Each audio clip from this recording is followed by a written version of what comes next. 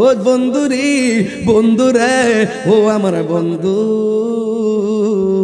কি বলতে চাই শুননা যান। এত কাপড় আছে দুনিয়ার জমিনে, লাল কাপড়, নীল কাপড়, হলুদ কাপড়, কোন কাপড় দিয়ে আপনারে কাফন দেয় না। সাদা কাফন দিয়া কেন আপনারে শেষ বিদায়টা দেয়? আপনার পাঞ্জাবির মধ্যে কত পকেট, শার্টের মধ্যে কত পকেট, কিন্তু শেষ কাপড়টা কাপড়ের মধ্যে কোনো ধরনের পকেট নাই। পুরুষ হইলে কাপড় হলো 3টা, মহিলা হইলে 5টা। আজ পর্যন্ত কোনো মৌলবিধি কইল না পুরুষের কাপড় কেন 3টা, মহিলার কাপড় কেন 5টা। এই কথা দিয়ে কোনো মৌলবি কই না। এত রঙের কাপড় থাকতে সাদা কাফন দিয়া কেন দাফন করে, এই কথা দিয়ে কোনো মৌলবি কয় না। আম পাতা, জাম পাতা, বাঁশ পাতা থাকতে অন্য কোনো পাতা দিয়া গরম জল করে না, বড়ই পাতার জল দিয়া কেন গরম জলটা করে, এই কথা দিয়ে মৌলবীরা কয় না। ও বন্ধুরে বন্ধুরে, গায়ের মধ্যে যত কাইতন আছে, আংটি আছে, সব খুইল্লা খুইল্লা রাইখা দে। ও বাজান, এত বড় কাপড় পেঁচাইয়া দে, কাইতন কেন রাইখা দে, এই কথা দিয়ে বাজান কোনো মৌলবীরা কয় না। এ বন্ধু দেখেন, মানুষ মারা গেলে এখানে শতকরা 90% পোলা পান, মানুষ মারা গেলে কেমনে গোসলটা দেওয়াইতে হয় এই নিয়মটাও তারা জানে না। আবার মানুষ মারা গেলে কেমনে কাফনের কাপড়টা কাটতে হয় এই নিয়মটাও মুসলমান হইয়া জানে না। এর চাইতে দুর্ভাগ্য বিষয় আর কিছুই হতে পারে না। আরে আপন মা মারা গেলে 3 গ্রাম পারিয়া যাইয়া ওই ইমাম সাহেবরে যাইয়া কয়, হুজুর আমার মার জানাজাটা আপনি পড়াইয়েন, কিন্তু আপনার আপন মায়ের জানাজাটা কেমনে দেওয়ান লাগে সেটাও আপনি শিখলেন না। আপনার মতো দুর্ভাগা আর কেউ না। আরে গোসল করাইতে গেলে চারদিক দিয়ে কাপড় টানায় গোসল করা, ওই গোসলের ভিতরে অনেকে ঘৃণা কইরা যায় না, ওই গোসল করাইতে গেলে আমার ডর লাগে, অথচ মুসলমান দরকার ছিল পানিটা আগায়া দেওয়া, ওই পর্দার ভিতরে যাইয়া আরে কোন রকম পানিটা আগায় দেওয়ার দরকার ছিল, কিন্তু আমরা যাই না। এ বন্ধু আমার, ওই গোসলখানার মধ্যে যাইয়া আমি যদি কোনো গোসলখানায় যাই, আমার একটা অভ্যাস কি জানেন রে বাবা, আমি গোসলখানায় গেলে তার পেটের মধ্যে চাপ দিয়া মাথায় দইরা তুইলা বসায়, যখন পায়খানা বের হয় তখন টিস্যু দিয়ে এটা পরিষ্কার কইরা দেই। অথচ আমাদের দেশের অনেক পোলাপানিটার ঘৃণা করে। আরে বাবা, ঘৃণা করেন কেন? আজকে এই লোকটা মৃত্যুর যন্ত্রণা বফুয়াইয়া ওই গোসলখানায় ঢুকলো, আজকে যদি আপনি ভালোবাসা ওই লোকটারে যাইয়া পায়খানা পরিষ্কার কইরা দেন, একদিন আপনি মারা গেলে আপনারও এমন ভাবে মানুষ পরিষ্কার কইরা দিব রে বাজাল। আপনি যদি কাহারও জানাজায় দৌড়াইয়া যান, একদিন দেখবেন আপনি মারা গেলে আপনার জানাজায় মানুষ দৌড়াইয়া যাইব। ও বন্ধু, গোসলটা দেওয়াইতে গেলে নাকের মধ্যে তোলা দেয়নি, আর জন্নাক দেয়নি, নাকের মধ্যে তোলা দেয়নি, কানের মধ্যে তোলা দেয়নি, একটু চোখের মধ্যে দাদার লাশটা বাসান, চোখের মধ্যে দাদির লাশটা বাসান, চোখের মধ্যে মায়ের লাশটা বাসান, চোখের মধ্যে বাবার লাশটা বাসান। কেমনে গোসল দেওয়াইছেন, কেমনে নিছেন চোখে বাসান, আর মনে মনে কল্পনা করেন কোথায় ছিলাম, কোথায় আসলাম, আমার কোথায় যাব, আমিও তো তাদের মতো পরপারের যাত্রী। বন্ধুরে, ওই গোসলখানার মধ্যে যাইয়া নাকের মধ্যে তোলা দেয়, আবার কানের মধ্যে তোলা দেয়। জিজ্ঞাসা করা হলো, বন্ধু কেন তুমি এমন ভাবে তোলা দিলা? তখন কি উত্তর দিয়ে জানেননি? কয় আমরা পানি ডাইলা গোসল করামু, নাক দিয়া যদি ভিতরে পানি যায়, কান দিয়া যদি পানি যায়, অথচ নাক দিয়ে পানি গেলে কোনো কিছু হয় না, কান দিয়া গেলেও কোনো কিছু হবে না, সে লড়তে পারে না, চড়তে পারে না, লাশ হয়ে পড়ে আছে। এরপরও দুনিয়ার মানুষ কয় নাকের মধ্যে তুলা দিছি ভিতরে যেন পানি না যায়, কানের মধ্যে তুলা দিছি যেন কানের ভিতরে পানি না যায় রে বাবা। এই জিগাইলাম কেন দিছে? কয় মায়া লাগে। কয় জানি না কেমনে কানের মধ্যে পানিটা ঢুকাইতাম, জানি না কেমনে নাকের মধ্যে পানি ঢুকাইতাম। দেখছেন নি কত মায়া, বেশি গরম পানি দেয় না, কয় গরম লাগবো কত মায়া, বেশি ঠান্ডা পানি দেয় না, কয় ঠান্ডা লাগবো কত মায়া, নি কুসুম গরম জল দিয়া তারে গোসল করা কত মায়া, আবার সুন্দর করে নতুন জামাটা পরা ত্রলবান দিয়া কি সুন্দর করে জামাটা ভরাইয়া দেয় কত মায়া, পুরান কাপড় দেয় না, দামি কাপড় টাইন না দেয়, কত মায়া, মায়া রে মায়া। আবার দেখবেন সবাই আস্তে আস্তে কইরা লাস্টারে দইরা ওই খাটের মধ্যে শোয়া দেয়, কত মায়া। দেখবেন কোন মানুষ জীবনে যে কান্দের মধ্যে ভার নেই নাই, এই মানুষটাও লাশের খাটটা নেওয়ার জন্য পাগল হইয়া যায়, ওজন লাগার পরও কাদের মধ্যে লাশটা নেয়, কত মায়া, মায়া রে মায়া। জানাজার ময়দানে যাইয়া লাশটার সামনে রাইখা এমন ভাবে মানুষের কাছে কি সুন্দর করে মাপটাপ চাই কত মায়া। আমার যুবক ভাইয়েরা, আমার মুরব্বী বাবাজিরা, শাহের চোরের রায়পুরের বিভিন্ন জায়গা থেকে আগত আমার মুরব্বী বাবাজিরা, আমার যুবক ভাইয়েরা, আপনারা জবান খুলে বলুন হায়াত মৌতের মালিক কে? আর বড় করে বলুন কে? এই জীবনটাকে যদি আল্লাহর কাছে প্রিয়তম বানাইতে হয়, আমার আল্লাহ রাব্বুল আলামিন কোরআনুল কারীমের মধ্যে বলে দিয়েছেন, ইন্নামাল মুমিনুনা আল্লাযীনা আমানু বিল্লাহি ওয়া রাসূলিহি। আল্লাহ রাব্বুল আলামিন বলেন, নিশ্চয়ই তারা হলো ঈমানদার যারা আল্লাহকে ভালোবাসে, যারা রাসূলুল্লাহকে ভালোবাসে, যারা আল্লাহর উপরে ঈমান এনেছে, যারা নবীর উপরে ঈমান এনেছে, সুম্মা লাম ইয়ারতাবু, এবং যারা আল্লাহ এবং নবীর ব্যাপারে কোনো সন্দেহ পোষণ অতীতে করে নাই।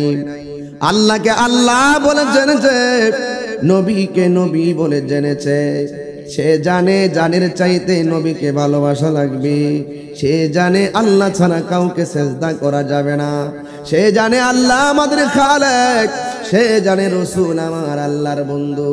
এই দুইটা জিনিসের ব্যাপারে অতীতে কোনোদিন সন্দেহ করে নাই। ওয়াজাহাদু, এবং জিহাদ করে, বে আমওয়ালিহিম, সম্পদের দ্বারা, ওয়া আনফুসিহিম, এবং তার জীবন দিয়া, তার জান দিয়া আল্লাহর পথে জিহাদ করে। ফি সাবিলিল্লাহ, জীবন দিয়ে আল্লাহর পথে জিহাদ করে, মাল দিয়ে আল্লাহর পথে জিহাদ করে। আল্লাহ রাব্বুল আলামিন বলে দিয়েছেন, যারা আল্লাহকে ভালোবাসেন, যারা নবীকে ভালোবাসেন, যারা জীবন দিয়া নবী এবং আল্লাহকে ভালোবাসেন, যারা জীবন দিয়া জান দিয়া মাল দিয়া ভালোবাসেন, যারা জান দিয়া মাল দিয়া আল্লাহর পথে জিহাদ করেন, তাদের ব্যাপারে আমার আল্লাহ রাব্বুল আলামিন বলে দিয়েছেন, উলাইকা হুমুস সাদিকুন।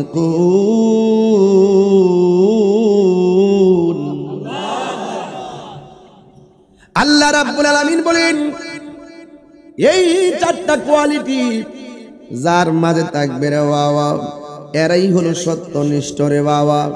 এ যুবকের দল, আল্লাহ ছাড়া কারো কাছে মাথা নত করা যাবে না। রাসূলুল্লাহর শানে কোনো আঘাত করে কথা বলা যাবে না গো। এই জন্য যারা ঈমানদার হবে, আল্লাহকে ভালোবাসবে, আল্লাহ রাব্বুল আলামিন বলেন, ঈমানদার যারা হবে, যারা আল্লাহর প্রিয়তম হতে চায়, দুইটা কোয়ালিটি তার মাঝে ধারণ করা লাগবে। এক নম্বর কোয়ালিটি হলো ইল্লাল্লাযিনা আমানু, যারা ঈমানদার। দুই নম্বর হলো ওয়া আমিলুস সালিহাত, যারা নেক আমল করে। যারা ঈমানদার এবং যারা নেক আমল করে, তাদের ব্যাপারে আমার আল্লাহ বলে দিয়েছেন, ওয়া বাশশিরিল্লাযিনা আমানু ওয়া আমিলুস সালিহাতি আন্না লাহুম জান্নাতিন তাজরি মিন তাহতিহাল আনহার।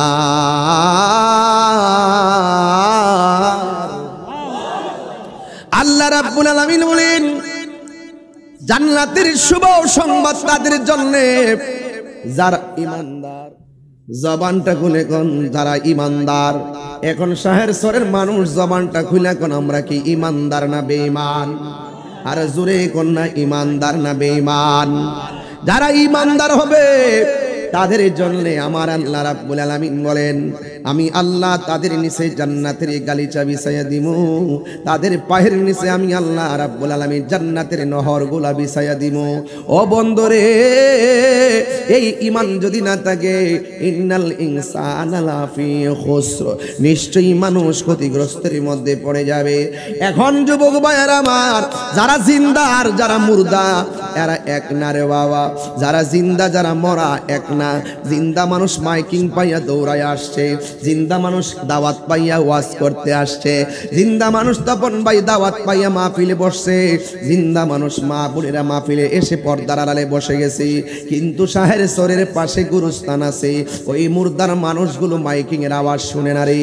ওই মুর্দা মানুষগুলো মাহফিলের মধ্যে আর হাইটে আসতে পারে না। বাড়ি ঘরের মধ্যে কত অনুষ্ঠান,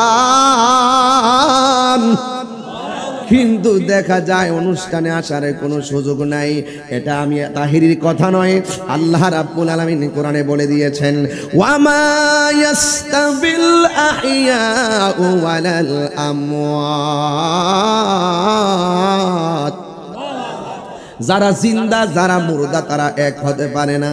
এই জন্য আমি বলছিলাম যারা জিন্দা গুরুস্থানে মাটির দুই হাত নিচে ওই গুরুস্থানের মানুষগুলা পড়ে আছে, দুই হাত উপরে ক্ষমতা দেখাইতে পারে না। আবার দুই হাত মাটির উপরে মানুষগুলো আছে কত বাহাদুরি দুনিয়াতে দেখায়, অথচ মানুষ জানে না জীবন যেদিন জীবনের প্রদীপ যেদিন নিভে যাবে, ইন্না লিল্লাহি ওয়া ইন্না ইলাইহি রাজিউন, আমাদেরকে কবরে চলে যেতে হবে।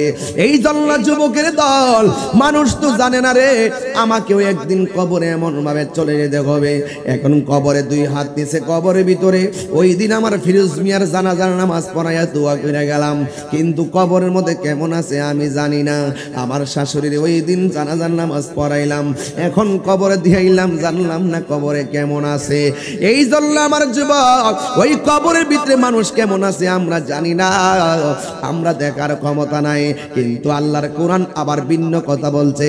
আল্লাহর কোরআন বলতেছে, ইন্নাল্লাহা ইউসমিউ মাইয়াশা, নিশ্চয়ই আমার জমিনের মধ্যে এমন কিছু বান্দা আছে যেই বান্দাদেরকে আমার আল্লাহ যদি ইচ্ছা করে কবরের আযাব দেখার ক্ষমতা দান করে। আর বড় করে বলেন না সুবহানাল্লাহ। এই জন্য যুবক আমাকে এই মাত্র বিষয়টা ফালাইছে মকবরে ও মৃত্যুর আলোচনা করার জন্য। আসলে আমার ওয়াজও কিন্তু সেই দিকে যাওয়ার জন্য প্ল্যান। আমি যদিও অন্য একটা স্টাইল একটা মুমিনের 7টা গুণ নিয়ে আলোচনা করতাম, এরপরে এই মুমিনের 7টা গুণ জানার দরকারও আছে। কারণ এই দুনিয়ার ভিতরে গুণাবলী যদি হৃদয়ে ডাবস করতে পারেন, অন্ধকার ঘরে গেলে আপনার কবরের ভিতরে নূরের বাতি জ্বালায়া দিব কে? আর চিৎকার মেরে বলেন না কে? এই জন্য যুবক আল্লাহ রাব্বুল আলামিন কোরআনে বলেছেন, ওয়ামা ইয়াস্তাবিল আহইয়াউ ওয়ালাল আমওয়াত, যারা জিন্দা যারা মুর্দা তারা সমান হতে পারে না। জিন্দা মানুষের জন্য নামাজ, জিন্দা মানুষের জন্য রোজা, জিন্দা মানুষের জন্য হজ, জিন্দা মানুষের জন্য যাকাত। এই জন্য যুবক ভাইয়েরা আমার, মইরা গেলে নামাজ বন্ধ, মইরা গেলে রোজা বন্ধ, মইরা গেলে হজ বন্ধ, মইরা গেলে ব্যাংক বন্ধ, মইরা গেলে চেয়ারম্যানগিরি বন্ধ, মইরা গেলে এমপিগিরি বন্ধ, মইরা গেলে বক্তাগিরি বন্ধ, মইরা গেলে পিশাবগিরি বন্ধ। কথা কোন ঠিক কিনা?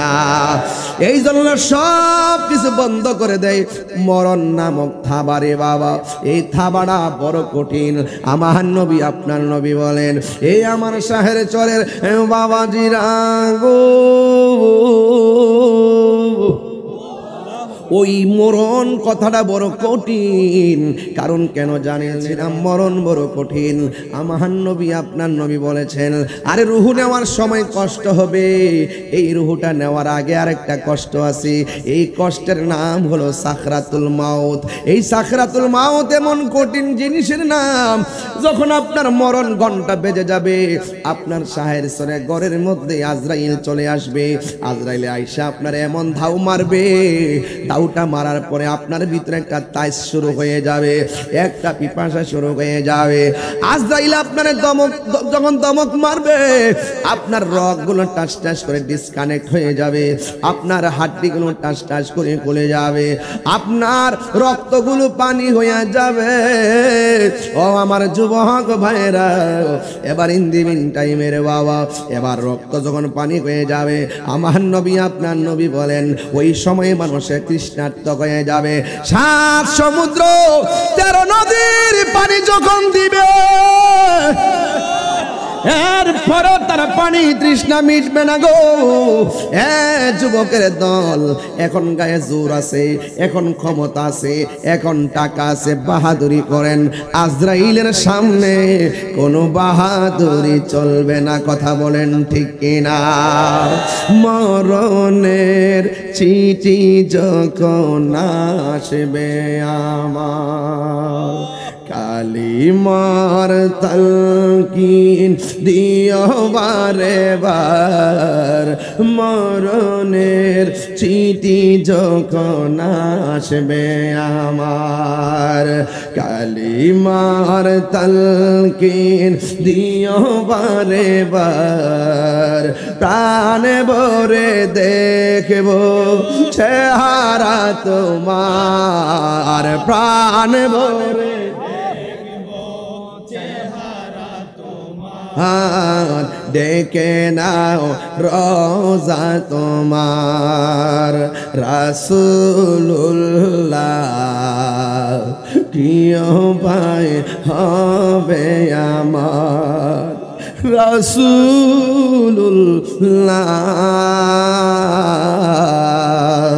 কি উপায় হবে আমার। তোমার দেশে যায় কত আশিকান, এই অধম পড়ে আছি বাংলায় তান।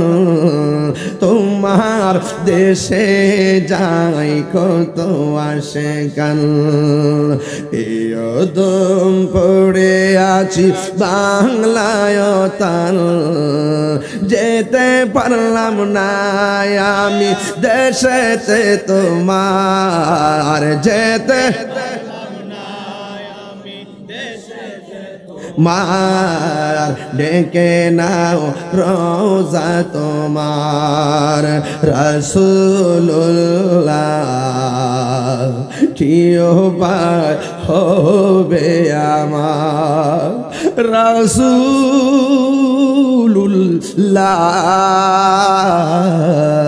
কি উপায় হবে আমার। ওই মদিনার পথের ধুলি, এই মদিনা যেতে চাননি আপনারা? ওই মদিনার পথের ধুলি মাখিতাম আমি পেলে সুরমা বলে।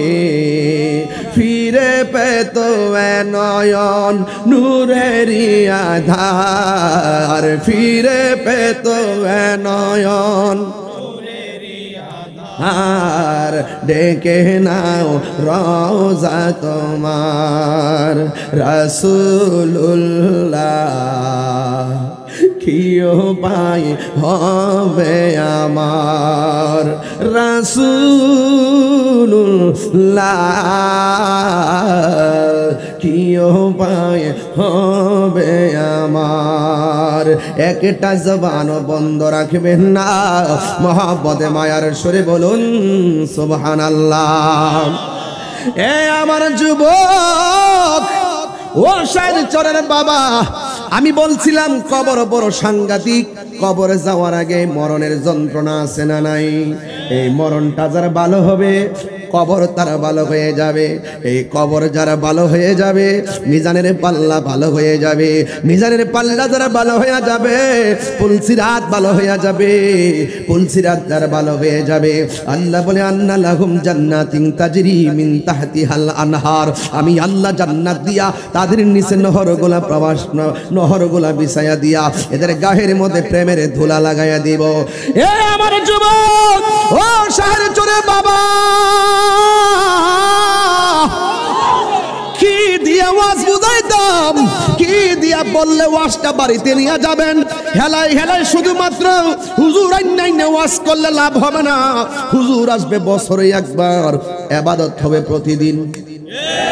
আরো বড় করে বলুন কি, ইন্নামাল মুমিনুনা আল্লাযিনা আমানু বিল্লাহি ওয়া রাসূলিহি, আল্লাহকে প্রতিদিন ভালোবাসতে হবে, রাসূলকে প্রতিদিন ভালোবাসতে হবে।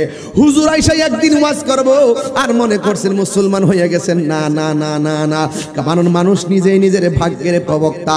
এই জন্য আপনার কবর আপনার, আমার কবর আমার, আপনার বাবার কবরের কষ্টের ভাগ আপনি নেন না, আমার ভাইয়ের কবরের কষ্টের ভাগ আমি নিব না, আপনার মরণের কষ্টের ভাগ আমি নিব না।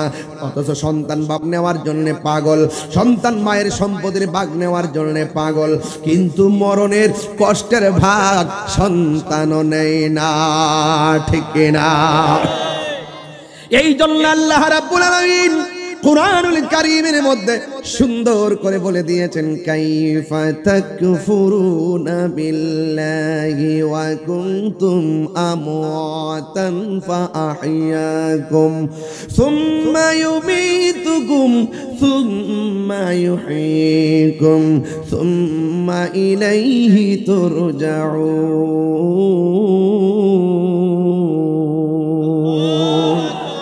আল্লাহ বলে, এ পৃথিবীর মানুষ, তোমরা কিভাবে আমি আল্লাহকে অস্বীকার করবা? তুমি ছিলা মুর্দা, আমি আল্লাহ তোমার জীবন দিয়েছি, জীবন দেওয়ার পরে তুমি অনেক টাকার মালিক, জীবন দেওয়ার পরে অনেক পোস্টের মালিক হয়ে গেল, সব মালিকানা আমি আল্লাহ বন্ধ করে দিব একটা থাবা দিয়ে। চলুন, জীবন পাওয়ার পরে আমি তাহিরি বক্তা, জীবন পাওয়ার পরে আরেকজনে পিসাব, জীবন পাওয়ার পরে কেউ ওসি, জীবন পাওয়ার পরে কেউ ডিসি, জীবন পাওয়ার পরে কেউ চেয়ারম্যান, জীবন পাওয়ার মধ্যে তপন ভাইয়ের মতো চেয়ারম্যান, জীবন পাওয়ার পরে এমপি, জীবন পাওয়ার পরে মন্ত্রী, জীবন পাওয়ার পরে টিনের ঘরের মালিক, জীবন পাওয়ার পরে বিল্ডিং ঘরের মালিক, জীবন পাওয়ার পরে মাটির ঘরের মালিক। আল্লাহ বলে, সব মালিকানা একটা থাবা দিয়া বন্ধ করে দিমু। কয় কি? কয় সুম্মা ইউমীতুকুম, অতঃপর আমি আল্লাহ তোরে মৃত্যু দিমু। মৃত্যু দিলে সব মালিকানা শেষ। মসজিদের মধ্যে এলান হয়ে যাবে, একটি সুখ সংবাদ, শাহের সুরে এমুক মিয়ার ছেলে এমুকে মারা গেছে, সাথে সাথে ব্যাংকের টাকার হিসাব বন্ধ, সাথে সাথে সব টাকার ভাগ নেবে সন্তানেরা। তুমি 1 টাকা তোলার মতো ক্ষমতা নাই, তুমি এক জায়গায় যাওয়ার মতো ক্ষমতা নাই। তুমি যাইবা মসজিদে, এই পা গুলা যে তোরে দিছিল, সুস্থ থাকা অবস্থায় তুই মসজিদে গেলি না, এই সময়টা একদিন এমন একটা সময় আসবে রে বাবা, মরণের গাটের মধ্যে শুয়ে গেলে এই হাজার চেষ্টা কইরাও একটা কদম দেওয়ার মতো জমিন পাইবা না। মরণের গাটে ভইরা গেলে এই জবান দিয়ে আল্লাহর নামটা ডাক দিবা, একটা ডাক দেওয়ার সময় পাইবা না। মরণের ডাকটা মাইরা দিলে এই কানটা দিয়া আল্লাহ ডাক শুনবা, একটা সেকেন্ডের সময় হবে না। এই জন্য সময় গেলে সাধন হবে না রে। এই জন্য বলছি, এখন যৌবনকালের নামাজটা বড় কঠিন রে বাবা। এই যৌবনকালের নামাজটা যদি পড়েন, এই নামাজের দ্বারা দেখবেন বুড়াকালে নামাজ না পড়তে পারলেও যৌবনকালের নামাজগুলো বুড়াকালের কাফারা হয়ে যাবে। এ বন্ধুরে, আল্লাহ রাব্বুল আলামিন হাবিব বলেছেন, হাসরের ময়দানে সাত প্রকারের মানুষে আমার আল্লাহ আরশে আজিমের নিচে ছায়া দিবে। এর মধ্যে এক প্রকার হলো যৌবনে যার ইবাদত বেশি। জোরে জোরে কি আল্লাহু আকবার বলা যাবে না? আর চিৎকার মারা কন্যা আল্লাহু আকবার। এই জন্য যুবক আমার, খুশি করার জন্য বলছি না, আপনার আমার হেদায়েতের জন্য আজকে ওয়াজ কইরা দিয়া যায়। এই জন্য আমার আল্লাহ বলেন, সুম্মা ইউমীতুকুম, অতঃপর আমি আল্লাহ তোরে মরণ দিমু। মরণ দেওয়ার পরে মালিকানা শেষ। এরপরে বন্ধুরে, আপনার লাশটাকে দেখার জন্য যাকে যাকে মানুষ শাহের সরে আসবে, কিন্তু দেখবেন মানুষের ব্যস্ততা তখন বেড়ে যাবে। কোন রকম ভাবে দুষ্ফুরাই লাগে দেখতে যাইব, মুখের মধ্যে কাপড়টা দিয়ে দেখতে যায়, আবার বিলে চলে যায়। আপনার বাড়ির পাশে চেয়ারে বৈশা অপেক্ষা করে না। এটাই হলো বাস্তব। এই পৃথিবীর কেউ কাহারও নয়, এই পৃথিবী কেবলমাত্র আপনি। আপনার কবরে কেউ শান্তি দিবে না রে।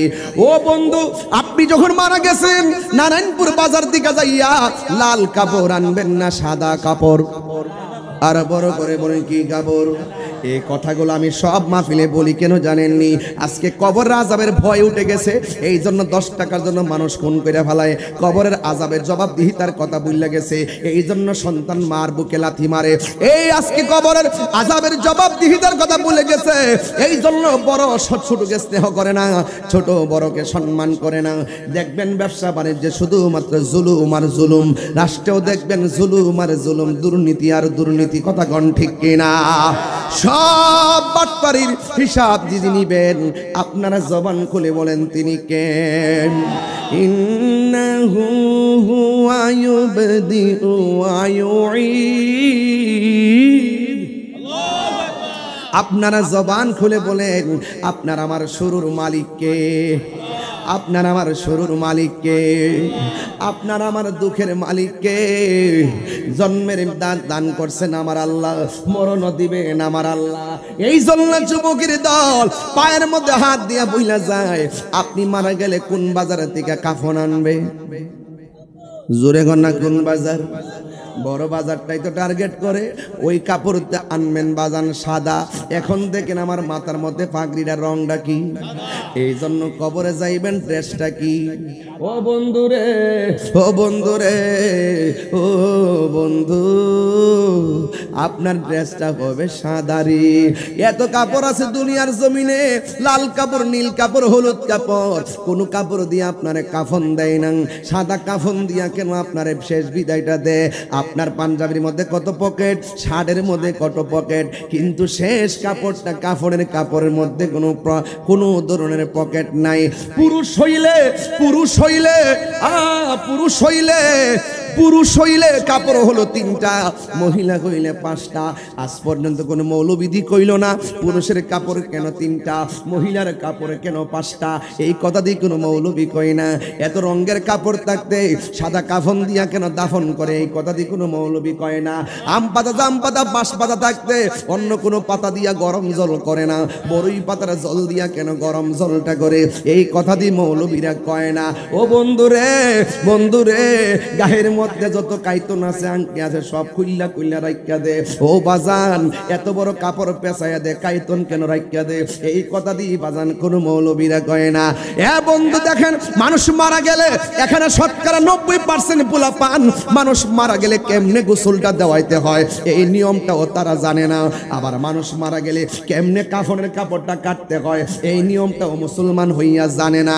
এর চাইতে দুর্ভাগ্য বিষয় আর কিছুই হতে পারে না। আরে আপন মা মারা গেলে 3 গ্রাম পারিয়া যাইয়া ওই ইমাম সাহেবরে যাইয়া কয়, হুজুর আমার মার জানাজাটা আপনি পড়াইয়েন, কিন্তু আপনার আপন মায়ের জানাজাটা কেমনে দেওয়ান লাগে সেটাও আপনি শিখলেন না। আপনার মতো দুর্ভাগা আর কেউ না। আরে গোসল করাইতে গেলে চারদিক দিয়ে কাপড় টানায় গোসল করা, ওই গোসলের ভিতরে অনেকে ঘৃণা কইরা যায় না, করে গোসল করাইতে গেলে আমার ডর লাগে। অথচ মুসলমান দরকার ছিল পানিটা আগায়া দেওয়া। ওই পর্দার ভিতরে যাইয়া আরে কোন রকম পানিটা আগায় দেওয়ার দরকার ছিল, কিন্তু আমরা যাই না। এ বন্ধু আমার, ওই গোসলখানার মধ্যে যাইয়া আমি যদি কোনো গোসলখানায় যাই, আমার একটা অভ্যাস কি জানেন নি রে বাবা? আমি গোসলখানায় গেলে তার পেটের মধ্যে চাপ দিয়া মাথায় তৈরা তুইলা বসায়, যখন পায়খানা বের হয় তখন টিস্যু দিয়ে এটা পরিষ্কার কইরা দেই। অথচ আমাদের দেশের অনেক পোলা পানিটার ঘৃণা করে। আরে বাবা, ঘৃণা করেন কেন? আজকে এই লোকটা মৃত্যুর যন্ত্রণা বফুয়াইয়া ওই গোসলখানায় ঢুকলো। আজকে যদি আপনি ভালোবাসা ওই লোকটারে যাইয়া পায়খানা পরিষ্কার কইরা দেন, একদিন আপনি মারা গেলে আপনারও এমন ভাবে মানুষ পরিষ্কার কইরা দিব রে বাজাল। আপনি যদি কাহারও জানাজায় দৌড়াইয়া যান, একদিন দেখবেন আপনি মারা গেলে আপনার জানাজায় মানুষ দৌড়াইয়া যাইব। ও বন্ধু, গোসলটা দেওয়াইতে গেলে নাকের মধ্যে তোলা দেয়নি, আর জন্য দেয়নি, নাকের মধ্যে তোলা দেয়নি, কানের মধ্যে তোলা দেয়নি। একটু চোখের মধ্যে দাদার লাশটা বাসান, চোখের মধ্যে দাদির লাশটা বাসান, চোখের মধ্যে মায়ের লাশটা বাসান, চোখের মধ্যে বাবার লাশটা বাসান। কেমনে গোসল দেওয়াইছেন, কেমনে নিছেন চোখে বাসান। আর মনে মনে কল্পনা করেন, কোথায় ছিলাম, কোথায় আসলাম, আমার কোথায় যাব, আমিও তো তাদের মতো পরপারের যাত্রী। বন্ধুরে, ওই গোসলখানার মধ্যে যাইয়া নাকের মধ্যে তোলা দেয়, আবার কানের মধ্যে তোলা দেয়। জিজ্ঞাসা করা হলো, বন্ধু কেন তুমি এমন ভাবে তোলা দিলা? তখন কি উত্তর দিয়ে জানেননি? কয়, আমরা পানি ডাইলা গোসল করামু, নাক দিয়া যদি ভিতরে পানি যায়, কান দিয়া যদি পানি যায়। অথচ নাক দিয়ে পানি গেলে কোনো কিছু হয় না, কান দিয়া গেলেও কোনো কিছু হবে না। সে লড়তে পারে না, চড়তে পারে না, লাশ হয়ে পড়ে আছে। এরপর দুনিয়ার মানুষ কয়, নাকের মধ্যে তুলা দিছি ভিতরে যেন পানি না যায়, কানের মধ্যে তুলা দিছি যেন কানের কানের ভিতরে পানি না যায় রে বাবা। এই জিগাইলাম কেন দিছে, কয় মায়া লাগে। কয় জানি না কেমনে কানের মধ্যে পানিটা ঢুকাইতাম, জানি না কেমনে নাকের মধ্যে পানি ঢুকাইতাম। দেখছেন নি কত মায়া। বেশি গরম পানি দেয় না, কয় গরম লাগবো কত মায়া। বেশি ঠান্ডা পানি দেয় না, কয় ঠান্ডা লাগবো কত মায়া। নি কুসুম গরম জল দিয়া তারে গোসল করা কত মায়া। আবার সুন্দর করে নতুন জামাটা পরা আতরুলবান দিয়া কি সুন্দর করে জামাটা ভরাইয়া দেয় কত মায়া। পুরান কাপড় দেয় না, দামি কাপড় টাইন না দেয় কত মায়া। মায়া রে মায়া। আবার দেখবেন সবাই আস্তে আস্তে কইরা লাস্টারে দইরা ওই খাটের মধ্যে শোয়া দেয় কত মায়া। দেখবেন কোন মানুষ জীবনে যে কান্দের মধ্যে ভার নেই নাই, এই মানুষটাও লাশের খাটটা নেওয়ার জন্য পাগল হইয়া যায়। ওজন লাগার পরও কাদের মধ্যে লাশটা নেয় কত মায়া। মায়া রে মায়া। জানাজার ময়দানে যাইয়া লাশটার সামনে রাইখা এমন ভাবে মানুষের কাছে কি সুন্দর করে মাপটাপ চাই কত মায়া। হাদিস শরীফের মধ্যে ওই দিন আমার একজন প্রশ্ন করছে, কই হুজুর আপনি যে ওই দিন জানাজার নামাজের মধ্যে বললেন যে এই লোকটা কেমন ছিল, সবাই বলছে লোকটা ভালো ছিল। এই লোকটা কেমন ছিল, সবাই বলছে ভালো ছিল। এই লোকটা কেমন ছিল, সবাই বলছে ভালো ছিল। হুজুর আপনি যে বললেন কেমন ছিল, সবাই বলল ভালো ছিল, এটা দলিলের মধ্যে আসেনি। আছে মানে 100% আছে। হাদিসে মুতাওয়াতিরের মধ্যে আছে, বুখারী শরীফের মধ্যে আছে। যেই জায়গার মধ্যে নবী বলছেন কেউ যদি মাইয়াতকে সামনে রেখে বলে এমুকের ছেলে এমুকে কেমন ছিল, মানুষ বলে ভালো ছিল, এমুকের ছেলে এমুকে কেমন ছিল, এগুলো আমল করবেন, আমল করবেন, আমল করবেন। এই মুখের ছেলে এমকে কেমন ছিল, কয়ে ভালো ছিল, কয়ে ভালো ছিল। আমার নবী বলে জানাজার ময়দানে লাশ থেকে সামনে রাইখা গো, যখন মানুষ বলে কেমন ছিল, মানুষ যখন বলে ভালো ছিল, আমার আল্লাহ তখন ওই মুহূর্তে ফেরেশতারে ডাক দিয়া কয়, ও ফেরেশতা 10 জন যারে ভালো কয় তার নামটা প্রেমের খাতায় তুলে দেয়। আর জোরে জোরে গণলা সুবহানাল্লাহ। এই জন্য যুবক ও পৃথিবীর মানুষ শুই না যান, গাছতলায় বাঁশতলায় আমার ডানে বাঁশ আছে, বামে বাঁশ আছে রে। এই বাঁশ দেখলে মনটা চমক মেরা ওঠে, এই বাঁশ দেখে হৃদয়টা কাইপা ওঠে। একদিন বাঁশের যার বাঁশ আমার কবরে স্থানী হয়ে যাবে। হায় রে বাঁশ, ও বাঁশ, বাঁশ রে তুই আমার কবরের মতো উপরে ছাদ দিবি, তুই এত দামি রে বাঁশ। বাঁশ দেখলে বড় আশ্চর্য লাগে রে। আমার নবী আপনার নবী দেখেন কি সুন্দর, ডাক দিয়া কয়ে দেখেন যখন জানাজার মাঠে লাশটা লইয়া যায়, ফেরেশতারা ডাক দিয়া বলে, ও আল্লাহর বান্দা তুমি দুনিয়াতে এতদিন ছিলা, এখন তুমি চলে যাচ্ছ, তুমি বলো না তোমার কবরে কে আপন হবে? বেঈমান হলে বলবে যারা আমার কাদের মধ্যে নিচে তারা হবে আমার আপন। জানাজার ময়দানে বলবে কে তোমার আপন হবে? বেঈমান হলে বলবে যে আমার জানাজার নামাজ পড়াইতেছে তারা হবে আপন। কবরে নামানোর সময় জিজ্ঞাসা করা হবে কে তোমার আপন? সে বলবে যারা আমার কবরের নামছে তারা আমার আপন। যখন কবর থেকে উঠে যাবে, ও আমার শাহের চরের বাবার, ও আমার নরসিংদী রায়পুরার বাবাজিরা গো, এবার আল্লাহর ফেরেশতারা বলবে, ও আল্লাহর বান্দা তোমার কবরে এখন কে? তখন এই মানুষটা পাগলের মতো হয়ে যাবে। হাইরে দুনিয়া, আগে যদি জানতাম দুনিয়ার মানুষে তো স্বার্থপর, তাইলে কোনোদিন দুনিয়ার প্রেমে মস্তাম না। আগে যদি জানতাম মানুষে তো বেঈমান, তাইলে কোনোদিন মানুষের প্রেমে মস্তাম না। আমার জন্য ঘরের মধ্যে কাঁদলো, আমার কবরে কেউ আসলো না। আমার জানাজার নামাজ পড়াইলো, আমার কবরে কেউ আসলো না। আমার গোসল দেওয়াইলো, আমার কবরে কেউ আসলো না। এই জন্যই তো আল্লাহ রাব্বুল আলামিন বলে দিয়েছেন, ইল্লাল্লাযিনা আমানু ওয়া আমিলুস সালিহাত। ঈমান রাখা আর নামাজ আমল করা বড় দামি জিনিস। এই দুনিয়ার কেউ পাশে থাকবে না। ঈমান যদি থাকে হৃদয়ের ভিতরে, আর যদি আমল থাকে অলবডিতে অলংকার, আপনার দুনিয়ার চিন্তা করা লাগবে না। আপনি যদি ইমানদার হন, কবরে জিগাইব তোমার কবরে কে আপন হবে? চিৎকার করে আল্লাহু আকবার। তোমার কবরে কে আপন হবে, ওই মুহূর্তে ওই ইমানদাররা চুপ করে বসে থাকবে। কারণ ইমানদাররা তো ভালো করে জানে রে বাবা, ইমানদাররা তো ভালো করে জানে যে এই কবরের ভিতরে দুনিয়ার কেউ আপন হবে না। আমার ইমানটা আমাকে কাজে দিবে, আমার আমলটা কাজে দিবে। আর কবরের ভিতরে তিনটা প্রশ্ন করা হবে, যার বডিটা পবিত্র থাকবে, যার আত্মাটা পবিত্র থাকবে, যার অন্তরে নবীর মহব্বত থাকবে, যার আমল দ্বারা অল বডিটা অলংকারে সেজে থাকবে, তার জন্য কবরে বড় সারপ্রাইজ আছে। কিন্তু যুবক ভাইয়েরা আমার, আমরা কবরের মধ্যে বডিটা লাগার আগে এই বডিটারে পাক বানাইতে হবে। কথা কোন ঠিক কিনা?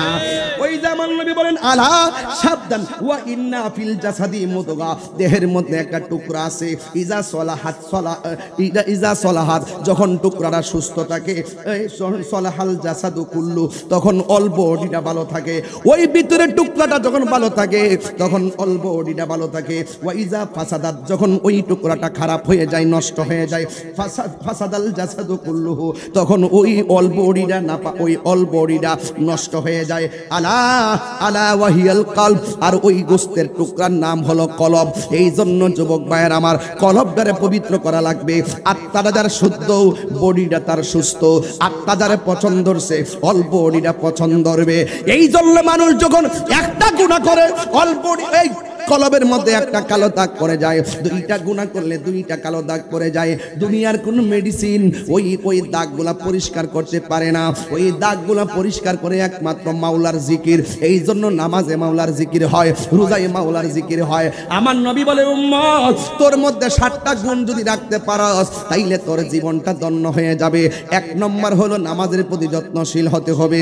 আমার নবী, আপনার নবী বলেন, বেনামাজি হইয়া কবরে গেলে 3টা শাস্তি অবধারিত। 1 নম্বর শাস্তি হলো তোমার কবরটারে আল্লাহ ছোট করে দিবেন। এমন ছোট করে দিবি গো, একেবারে ডান পাশের হাড্ডিগুলো, আল্লাহু আকবার কর না কেন, ডান পাশের হাড্ডিগুলো বাম পাশের হাড্ডির ভিতরে ঢুকে যাইবো, বাম পাশের হাড্ডিগুলো বাম পাশে ঢুকে যাবে। ও যুবকের দল, তখন ওই মানুষটা এমন জোরে একটা চিৎকার মারো রে বাবা, চিৎকার দিয়ে কইবো, আল্লাহ, আগে যদি জানতাম গো আল্লাহ, বেনামাজি হইয়া কবরে গেলে গো, এমন শাস্তি তুমি আমারে দিবা। মিনহা খলাকনাকুম, এই মাটি দিকে তোমার বানাইছে, ও ফিহা নুইদুকুম, এখানে ঢুকাই দিব। ঢুকাইবার আগে একটা ঝাড়া মারব, এই ঝাড়া দিয়া ভূমিকম্প শুরু হয়ে যাবে গায়ের ভিতরে। রাসূল বলছেন, একদিন পৃথিবী ধ্বংস হবে। ধ্বংস হওয়ার আগে প্রত্যেকটা মানুষের জীবনে কিয়ামত হবে। আজরাইলের থাবাড়া এমন একটা জাগুনি, সে বলবে আর কিয়ামত দেখার দরকার নাই, যা দেখার দেখে ফেলাইছি, এর চাইতে বড় কিয়ামত হতে পারে না। কথা কোন ঠিক কিনা? ও যুবক ভাইরা আমার, কি দিয়ে আওয়াজ বুঝাইতাম? নবী আমার ডাক দিয়ে বলে, বেনামাজি হইয়া কবর গেলে শাস্তি কয়টা?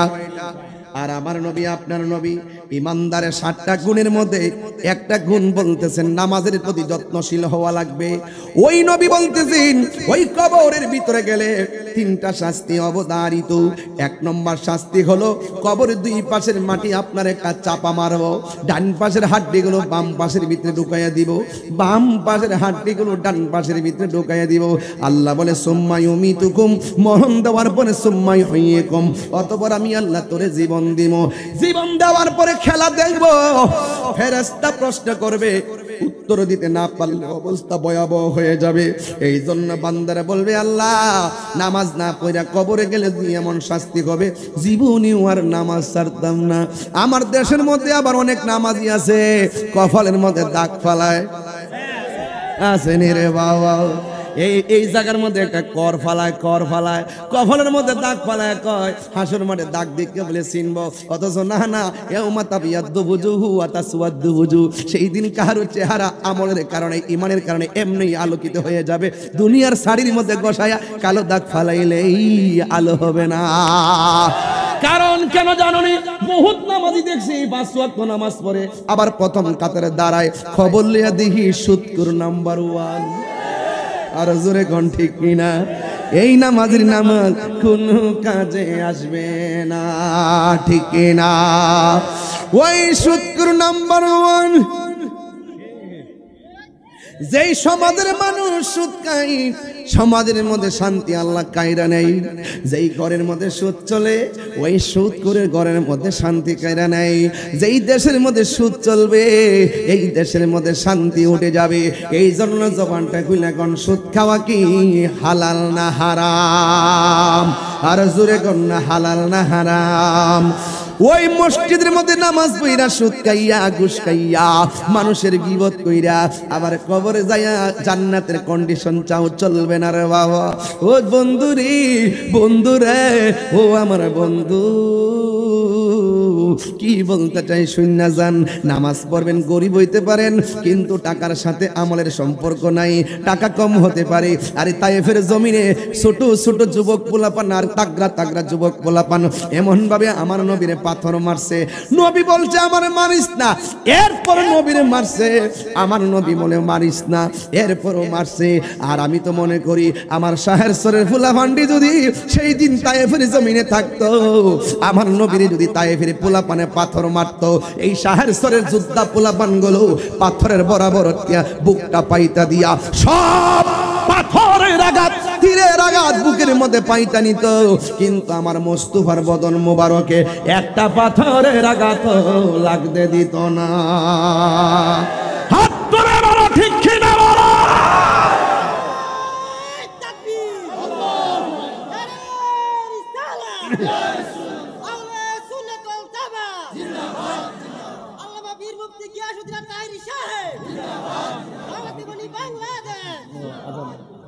তাইলে বেনামাজের জন্য শাস্তি কয়টা? কথা কোনা। আজকে আমি 5টা নামাজি বানাই দিয়া যাব। 2টা মুরিদ করছি, এক ঘরে 2 ভাই, বাড়ি হলো খামার সর। ইডি কইরে দাঁড়া 2 ভাই নেই। আজকে থেকে ওয়াদা কর আমার সামনে নামাজ এক ওয়াক্ত ছাড়তা না। কথা করো, হাত তোলো। আলহামদুলিল্লাহ কোন, আলহামদুলিল্লাহ কোন। পরিষ্কার কথা, বসো। মা বাপের খেদমত করবা। তাইরের কাছে মুড়ি দিয়ে মা বাপের কষ্ট দিয়ে আমার ভাই গরু লয়ে যাইবা, তোমার মতো মুড়িদ আমার দরকার নাই। এই ফিরালে আমি করি না। দেখছেন না আমি যে আসা যাওয়া করি, এই ফিরালে আমি করি না। যে ছেলে সন্তান তার মা বাপের কষ্ট দিবে এই সন্তান আমার এই মুড়ি দেওয়ার দরকার নাই। ঠিক কি না কোন? যে ফিসাব করবে মা বাপের খেদমত লাগতো না, এটা ফিসাব না, এটা হলো পেশাব। রাগ করলে করবো, গুসা করলে করবো। কথা কন্যা গেলে গে ওয়াজ কি কষ্ট হইতেছে আপনারা বুঝতে? আমি খাস বাংলা ওয়াজ করতেছি, খাস বাংলা। সুদকুর ইদানিং মহিলারও সুদকার। কই ওয়াজ করু জ্বালা কি একরকম? খালি পুরুষের ক্ষেত্রে হইলো সুদ খা আর মহিলার বলে টেহা লাগা। সারা জীবন শুনছি যে এরি ক্ষেত লাগা, বুড়ো ক্ষেত লাগা, ভুট্টা লাগা, আর কি আছে বেগুন ক্ষেত লাগা। আর হনুরি যে মহিলার টেহা লাগা। গজবাইতো না, জামাবের কামড় কামড়ি লাগতো না, মনে করো সুলুদ্রে টানাটানি। হারামের মধ্যে কি তা আরাম আছে? কথা কনা। সুদের কথা কইছি দেখি কইজাত লাগছে। সুদখোর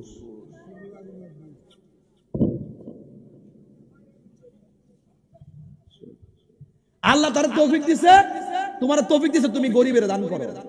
নাহলে যেই টাকাটা যাকাতের হারে যে টাকাটা আসে গরিবের হকটা, এই হকটা তারে দাও। কন্ডিশন দে কি হানিবারি 50, 1000, 100, 10,000, 1000। বাপ রে বাপ, 1 লাখে 10,000, মাসে মাসে 10,000 গরব হইয়া। আর বিডিআই তো টেহা লাগা, জিনিস লাগাই লাগা, জালার শেষ নাই। এই জন্য যুবক ভাইরা আমার যা করবেন মাটির উপরে থাকি করতে হইব। কবরে যাইয়া মনে করছেন যে ফারি যাবেন গিয়া, মাটির বাড়ির পাশে আলু লাগাইলে আলু আসবে, ধান লাগাইলে ধান আসবে। কিছু যদি না লাগান তাহলে দুনিয়াতে কিচ্ছু করতেন না। মসজিদ থাকবো খালি, ফজর আজান দিলে মসজিদে 2 জন, ইমাম সাহেব কো আয়েন না, ও মুয়াজ্জিন কো আয়েন না, ও মসজিদে খালি। কিয়ামতের আলামত। অবস্থা ভয়াবহ হচ্ছে। হাসতে হাসতে নীতি লড়ে গেছে। 10 টাকার জন্য কালকে দেখলাম 300 টাকার জন্য মানুষ মাইরা ফেলাইছে। কথা কোন ঠিক কিনা? পরশুদিন দেখলাম নিউজে দেখলাম এক ছেলে তার মারে মাইরা ফ্রিজে ঢুকাই দিছে। কথা কোন ঠিক কিনা? পরে আবার নিউজে পাওয়ার পরে আজকে আবার দেখছি কয় এটা বলে ছেলে বলে ঢুকাইছে, আরেকজন বলে ঢুকাইছে। যাক যে ওই ঢুকাইছে বারাইতেই ঢুকাইছে। নিউজে প্রথম যা পাইছে আমরা তা কইছি, এখন আবার তদন্তে যা পাইছে তাও বলতেছি। প্রথম পাইছি যে সন্তান, নিজের সন্তান ছেলেটা শিবির করে তার মারে মাইরা নিয়ে ফ্রিজে ঢুকাই দিছে। পরে আবার নিউজ দেখলাম যে এটা নাকি বারাইটা নাকি মারছে, ফুলা নাকি মারছে না। আচ্ছা যে মারছে কেউ জানে না, জানে কেডা? তদন্ত মদন্ত যত কিছু কন না কন, আসল তদন্ত আসেনি। কিরামান কাতিবিনা ইয়ালামুনা মা তাফআলুন।